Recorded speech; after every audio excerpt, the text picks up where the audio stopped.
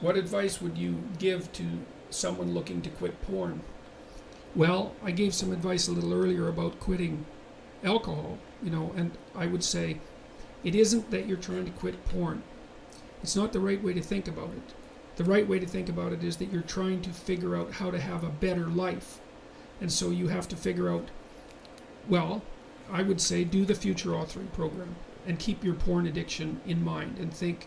So in the first part of the future authoring program, it asks you a bunch of questions about what your life could be like in 3 to 5 years if you took care of yourself like you were someone that you cared for. And then it asks you questions about your friends and your family and your career and your time outside of work and your health and the important dimensions of life. And it asks you to spend 20 minutes writing about how good your life could be in 3 to 5 years if you got your act together and did what was good for you. And then it asks you to write about the hell you could be in if you didn't. And so I would say you really need to do that, because porn isn't the issue.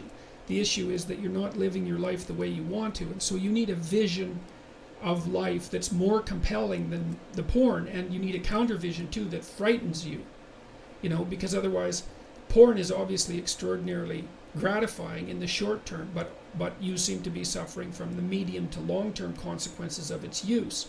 And so you need a story that you can tell yourself that's really deeply thought through about why this is not appropriate for you, how it's hurting you, and how it's minimizing you and perhaps making you embarrassed and ashamed and more socially isolated and all of that. So I would say think about it as cleaning up your psyche and your behavior rather than merely stopping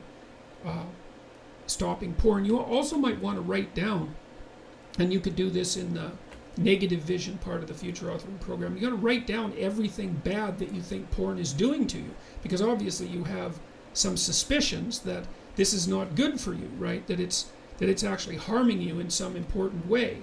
And so you need to be fully cognizant of what those ways are, and then take them seriously and decide if that's the pathway through life on which you wish to travel. And then I would also say good luck to you. It's a very good idea to identify one of your weaknesses and work on it. You can strengthen yourself substantially by doing that.